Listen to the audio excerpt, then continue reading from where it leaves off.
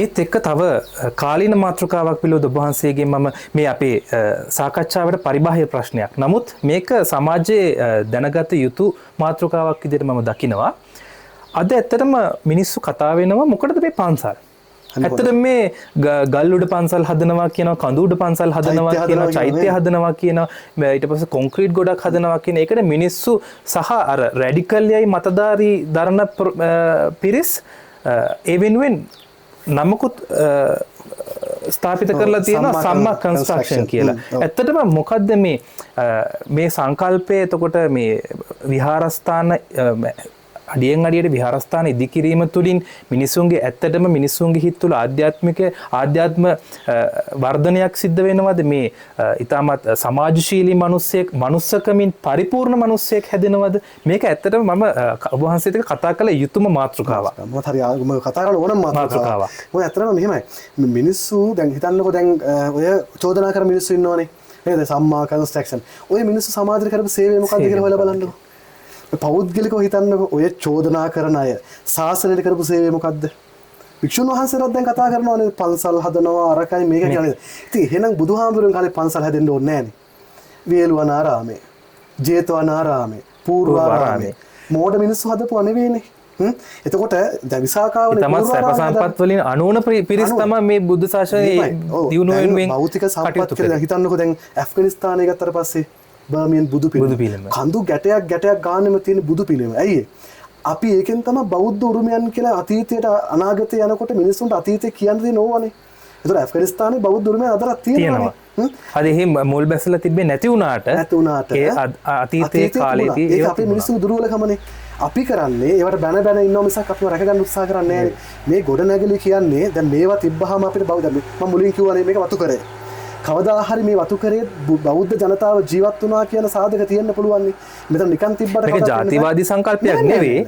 මේක පිවිතුරු සංකල්පයක්. ඕන කෙනෙකුට ඇවිල්ලා මේකෙන් දහම ඉගෙන ගන්න පුළුවන්. දැන් මෙහෙමයි. චෛත්‍ය හද දැන් මිනිස්සු චෝදනා කරනවා චෛත්‍ය හදනවා. දෙන මිනිස්සයා දෙනවනේ. ඒක හැදුවා කියලා ප්‍රශ්නයක් වෙන්නේ නැහනේ. බුදුහාමුදුරුවෝ ඒ කියන්නේ ශාසනික ඉදිකිරීම පිළිබඳව බුද්ධ දේශනාව තුළ පින පිළිබඳව සඳහන් වෙනවා.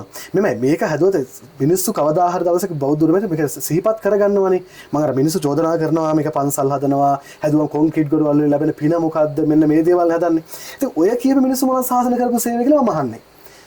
එහෙමත් බැරි නම් මං කියන්නේ ගොඩනැගිලි වලින් භෞතික සම්පත් වලින් මේවා කරන්න බැරි නම් එයාලා එහෙනම් කරන්න එපැයි. එයාලා සාසන මත කරන සේවය කියලා හිතලා බලන්නකෝ. වචනයකින් හරි කරනවද? ඒගොල්ලෝ කරන්නේ මේක අර දැන් බුදුදහම මේක වැරදි කියන තැනමනේ එයාලගේ සංකල්පය. හරි දේ මොකද්ද? නමුත් ඒකත් මම දකිනවා අපේ හැමදෙරනේ අනෙක් මේකත් මේ ආගමික අන්තවාදයක් පිළිබඳව කතා කිරීමක් නෙවෙයි. වෙනත් යම් කිසි පාර්ශවයක් විසින් ඔවුන්ගේ ආගමක් ප්‍රචාරණය යද්දී කටපියාගෙන ඉන්න පිරිසක් මේ හාමුදුරුවෝ කෙනෙක් පිණ්ඩපාතේ වැඩියත් වැරද්දක් දකිනවා. උන්වහන්සේ වාහනයක ගියත් වැරද්දක් දකිනවා. උන්වහන්සේ යම් කිසි ප්‍රකාශයක් නිකුත් කරත් ඒකේ වැරද්දක් දකිනවා. එහෙම නැත්නම් මේ වගේ පන්සලක් ඉදිකිරීම පිළිබඳ ලොකු විදිහේ බරපතල විදිහේ වැරද්දක් දකිනවා. ඒ පිරිස වගේ එහෙම යම් කිසි සංකල්පයක් ඔළුවේ තියෙනවා. මිනිස්සු වෙලා තියෙන්නේ ප්‍රේෂන් මල්ලේ මිනිස්සු හරි ඊර්ෂියයි. පන්සලක් හැදෙනකොටත් ඊර්ෂියයි. හැබැයි අන්‍යාගම මිනිස්සු බලන්නකෝ. මම මේ කියන්නේ හරි. දැන් මුස්ලිම් මිනිස්සු මම අපහාස කරනව නෙවෙයි. බලන්නකො හදන පල්ලි කොච්චර ඒ අයගේ එකමුතුකම බලන්නකො. අපේ මිනිස්සු පන්සලක් හදනකොට අපි ගහනවා. ඇත්තට ඔබ වහන්සේ ඒක කියද්දි මට තවත් පොඩි දෙයක් එකතු කරන්නම්. මේ පන්සල් ඉදිකිරීම පිළිබඳව නිර්දේශ ලෙස විවේචනය කරන්නේම බෞද්ධ අපේම අය තමයි. පිට මිනිස්සු නෙවෙයි. මම කියන්නේ ඒකනේ. මම කියන්නේ එක්කෝ මේ බුදුදහමට ගහන්න තියෙන අදහසක් මිනිස්සුන්ව දාලා තියෙන එකක්. ඒක වෙන කුමන්ත්‍රණයක් මගින් බුදුදහමේ සැකතැන් ඇති කරන්න හදන දේවල් වෙන්න පුළුවන් මේවා. ඒ මෙහෙම බුදුහාමුදුරන් කාලෙත් මෙහෙම හිටියද ඇයි බුදුහාමුදුර පිරුණන් පාලා මාස 3කින් සංගායනාවක් තිබ්බේ. එතකොට ඒ මොන හරි හේතු සාධකයක් එක්කනේ. නේ? ඒතකොට දෙවෙනි සංගායනාව තුන්වෙනි සංගායනාව කියලා සංගායනාව තියන්න හදේ මේ ධහමේ අප පිරිහිච්ච කාරණා හිතාන්සානේ. දැන් මම කියන්නේ දැනුත් ඒ සංගායනාවට කාලය ඇවිල්ලා තියෙනවා. නේද? ඒ නිසා දැන් බුදුහාමුදුර පන්සල වැඩි හිටියේ නැද්ද? ජේතවනාරාමේ වැඩි හිටියේ නැද්ද? හොඳම නිදසුන තමයි එක්තරා අවස්ථාවකදී ආනන්ද හාමුදුරුවෝ බුදුහාමුදුර අහනවා දැන් ඔබ වහන්සේ හැම දායකයාටම මේ එක හා සමාන මෛත්‍රිය වැඩ කරේ. ඇයි ඔබ වහන්සේ වැඩිපුර වස් කාලය ගත කරලා තියෙන බුදුහාමුදුර මොන පන්සල් දෙකේද? විසාකාව හදපු පූර්වාරාමයයි අනේ පිටුම හදපු ජේතවනාරාමය. ඔය දෙකේ වැඩිපුර වස්සසන්නේ. ඉතින් එහෙනම් බුදුහාමුදුරු සමානාත්මතාවය තියෙනවා නම් ඇයි ඔය වැඩිපුර දෙකද? ඒක බුදුහාමුදුරු ලස්සන පිළිතුරක් දෙනවා ආනන්ද හාමුදුරු. මොකද්ද කියන්නේ? ආනන්ද මගේ ශාසනයේ වැඩිපුරම ශ්‍රද්ධාව තියෙන්නේ මේ දෙන්නට.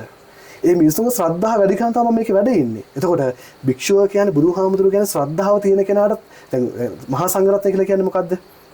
පින් නැමැති බීජ වපුරන්න පුළුවන් කුමුරක් කියලා කියන්නේ. එතකොට මිනිස්සු මහා සංඝරත්නය ඇසුරු කරාම තමයි මිනිස්සුන්ට පින් ලැබෙන්නේ. නේ? දැන් ඉන්නේ මිනිස්සු මහා සංඝරත්නය ඇසුරක් නැහැනේ. බලන්නේ හාමුදුරුවන්ට චෝදනා කරන්න විතරනේ, බනින්න එක විතරයිනේ.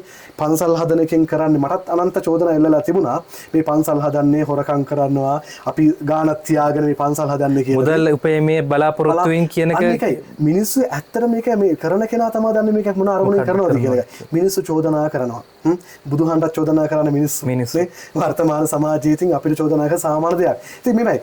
දැන් භික්ෂුන් වහන්සේලාට පන්සල් හදනවා කියලා දැන් සදහිරු සෑය හදපු හාමුදුරුවන්ට කොච්චර නෙල්ලිගල හාමුදුරුවන්ට කොච්චර විවේචන කරා. උන්වහන්සේලා කොච්චර විහා ලස්සන පන්සලක් හදලා තියෙනවද බෞද්ධ දුරෙන් මිනිස්සුන්ට අර කාර්යබහුල ජීවිතයෙන් යම්කිසි වෙලාවක් මිදිලා Tamanගේ හිත සංසුන් කරගන්න ඉතාමත් ලස්සන තැන් හැදිලා තියෙනවා. අර දැන් බලන්න මත්තල හදන ලස්සන චෛත්‍ය. උන්වහන්සේ අරමුණ තියෙන අර බුදුමත් කිව්වා වගේම ෆ්ලයිට් එකෙන් ලංකාවට එනකොට මිනිස්සු මේක ධර්මද්වීපයක් කියන එක අර්ථ ගන්නවා. අර්ථ ගන්නවා. ඉස්සර අර කඳුවල ඇෆ්ගනිස්තානයේ බුදු පිළිම බර්මියම් බුදුන් හැදුවේ ඇයි? මිනිස්සුන්ට දැක්ක මේක බෞද්ධයෝ. එච්චර එන ඒ මිනිස්සු දැන් රුවන්වැලිසෑය හදන්නේ එහෙනම් දුටු වැරද්දුනත් බයිනවනේ දැන් එහෙන මිනිස්සු එන. වෙලාවට ඒ කාලේ හිටියේ නැත්නම් මිනිස්සු. ඒ කාලෙත් ඉන්නේ නැති යම් පිරිස් නමුත් ඊට වඩා ශ්‍රද්ධාවෙන් මේ සමාජය තුල මේ බුදුදහම ශාසනික කටයුතු වලට හිටපු ඇල්මක් දක්ව පිරිස වැඩි වෙන්නේ. දැන් හිතනවා දැන් අතීතයේ රජවරු විතරයි චෛත්‍ය හදන්න ඕන. දැන් හදන එක හොඳ නැහැ. ඇයි එහෙම කරන්නේ? ඇයි එහෙම දැන් අයියා තව කෙනෙකුට බැරි චෛත්‍ය දැන් බුදුහාමුදුරුවෝ දැන් තමන්ගේ මහා ප්‍රජාපති ගෞතම දේවිය මිය පිරුණම් පෑවට පස්සේ එතුමිය නමින් සෑයක් හැදුවානේ බුදුහාමුදුරුවෝ. නේ සෑයක් හැදුවා. රහතන් වහන්සේලාම සෑය හදන්න කියලා කිව්වා. ඉතින් සෑයක් හැදුවා කියන එක පව මිනිසුන්ට ඒක පූජා කරන මිනිසුන්ගේ අද්දේක තුර ශ්‍රද්ධාවෙන් එකතු වෙන්නේ. දැන් ගොඩනැගිල්ල නෙවෙයි ආස කරන්න ඕන. ඒක තුර දැකලා අපි මනසට ගන්නා වූ සිතුවිල්ල තමයි අපේ වැදගත් වෙන්නේ. මේ බුදුහාමුදුරුවන්ගේ ගුණ මේ චෛත්‍ය තියෙන ඇයි? මේක බුදුහාමුදුරුවගේ ධාතුන් වහන්සේලා වැඩ ඉන්නවා. ඉතින් ඒ ශ්‍රද්ධාවෙන් අපි තුර නිර්මාණය වෙන්නේ. ඒතර බුදුහාමුදුරුවෝ දැක්කා වගේ. දැන් හිතන්න දැන් කොහොමද චෛත්‍ය ලංකාවට එන්නේ? ඉතින් මිහිඳු හාමුදුරුවෝ දේශනා කරේ මේක. අපේ ලංකාවේ මිහිඳු හාමුදුරුවෝ ලංකාවට එනකොට අපේ මිනිස්සු මොකද ගල් වැඳ හිටියේ. ගස් මන්දිරේ කරවත්තලා බෝධින් වහන්සේ ආදේශ කරා. ගල් වන්දනාව අයින් කරලා චෛත්‍ය වන්දනාව දුන්නා. නේ එතකොට චෛත්‍ය වන්දනාව නැති ගස් එක කියන්නේ අපේ මිනිස්සු කියන්නේ තව කියන විදිහට පරණ විදිහට ගල් වලට වන්දන කමන්නේ නැහැ. ගස් වලට වන්දන කමන්නේ නැහැ. ඒක වෙනස් වුණාම තමයි ප්‍රශ්න තියෙන්නේ. ඒතකොට මේ වෙලාව තියෙන මේ දකින්න කෝණේ ප්‍රශ්නයක් තියෙන්නේ මිනිස්සුන්ගේ නේද? හරි මෝඩයි වෙලා තියෙන ධර්මයේ කියන දේ දන්නේ නැහැ. ඒවත් ධර්මයෙන් සැකත නැති කරලා තියෙන මිනිස්සු එක එකනා කීයක දේවල් කියන්නේ. දැන් හාමුදුරුවෝ මෙහෙම කියනකොට මේවා හදන්න එපා කියනවා. හාමුදුරුවෝ අතරත් මේ කාලීන විදිහට උන්වහන්සේලාගේ වාසි පැත්තට යම් තැන්වලදී ධර්මයේ වෙනස් කිරීම පිළිබඳවත් ඔය මේ මතභේද තැන් හරි කැමති නෑ. ඒ නිසා මම කතා කරන්න කැමති නෑ. අර තවත් භික්ෂුවකට චෝදනා කරන්න මම කැමති නෑ. මම භික්ෂුන් වහන්සේ නමක් නේ. කවදාත් ඒක වටිනවා. ඒ සිතුවිල්ලත් වටිනවා. මම ඒ නිසා මම කවදාත් කිසිම භික්ෂුන් වහන්සේවක් කවදාත් විවේචනය කරන්නේ නෑ. මොකද සංඝයා කියන තුල තියෙනවා මේ ලංකාව පුරා කොච්චර කැපකිරීම හාමුදුරුවෝ ඉන්නවද? දුක් වහන්සේලා නේ සමාජ මිනිස්සු නිසා භික්ෂුන් වහන්සේලා බලින්න හොඳ නැහැ. උන්වහන්සේලා මේ සමාජයේ යම්කිසි ප්‍රශ්නයක් වෙද්දී පෙරට එනවා. ඒ එන එක තුලින් ලොකු සමාජ වගකීමක් ඉෂ්ට කරනවා උන්වහන්සේලා. කෑගහුවට මල්ලි දැන් අතීතේ සුද්ධෝ මේ රට ලංකාව අල්ල ගන්නකොටත් මුලට ආවේ හාමුදුරුවෝ. දැන් දුටුගැමුණු රජුරෝ එලාව යුද්ධෙදිත් මුල් තැන ආනුසාරගතේ හාමුදුරුවෝ. නේ එතකොට මම කියන්නේ එතකොට භික්ෂුව තැම්බ ගන්නේ භික්ෂුවට හැංගීමක් තියෙනවා මේක තමන්ගේ කියන හැංගීම. මේක බෞද්ධ රටක්. මට මෙතන පන්සලක් හදන්න මට උවමනාවක් තියෙන එක බෞද්ධ රටක්. මේක මගේ රටනේ. එතකොට මට හොඳ නැද්ද මෙතන බෞද්ධ උරුමය නිර්මාණය කළා මිනිසුන්ට. ඉතින් ගොඩනැගිලි නැතුව කොහොමද මල්ලි මිනිස්සු බණපදයක් අහන්නේ? දැන් මේ ධර්මශාලාව නැතුව පුළුවන් මේ හීතලේ බණ අහන්න මිනිසුන්ට. ඒක අපේට තේරුම් ගන්න හැකියාවක් නැහැ. එතකොට කියනවා ඔය මොකටද පන්සල් හදන්නේ? ඉතින් මිනිස්සු දකින්නේ මේ පන්සල් හදන විතරක් නෙවෙයිනේ. මේ පන්සලෙන් කරන සේවය අපි කොච්චර බලවද? අපි මේවා විතරක් නෙවෙයි. දැන් අපි මේකේ අනාගතේ ලොකු බලාපොරොත්තුවක් තියෙනවා. පරිගණක තාක්ෂණය උගන්වන්න ළමයිට නොමිලේ මෙතන. ඒ නිසා ලොකු අපි අරමුණු ගොඩක් තියෙනවා මෙතන. මෙහෙමයි. ඒ පිළිබඳව උපවාසයක ඊළඟ කතා කරනවා. දැන් අපි දැන් භික්ෂුවක් වුණාම ශාසනයට සමාජයට සේවයක් වෙන්න එපයි. නේ? තමන් ඉගෙනගත් මමත් විශ්වවිද්‍යාල අධ්‍යාපන ලැබුණු බෞද්ධ සංස්කෘතිය සම්බන්ධව විශේෂවේදී අධ්‍යාපන උපාධිය හදාරපු කෙනෙක්. එතකොට මමත් සංස්කෘතිය සම්බන්ධව හොඳ අධීක්ෂණයක් ඇතුළේ අධ්‍යයනය කරපු කෙනෙක්. එතන සංස්කෘතිය සම්බන්ධයෙන් මමත් හොඳ අධ්‍යයන ලැබුණු කෙනෙක් නිසා සංස්කෘතිය සම්බන්ධව ඉගෙන මිනිසුන් යමක් කියලා දෙනකොටද මිනිස්සු ගෝත්‍රිකවාදී අදහස් තියෙනවා. නේද? ඒ නිසා වෙනස් වෙන්න ඕනේ මිනිස්සු දවසින් දවස නේද? කාලෙන් කාලෙ වෙනස් වෙන්න ඕනේ. පිටරටවල මිනිස්සු දවසින් වෙනස් වුණේ අයියේ. ගෝත්‍රිකවාදී නෑනේ. ඈ දැන් ඇමරිකාවේ පන්සල් හැදෙන්නේ නැද්ද?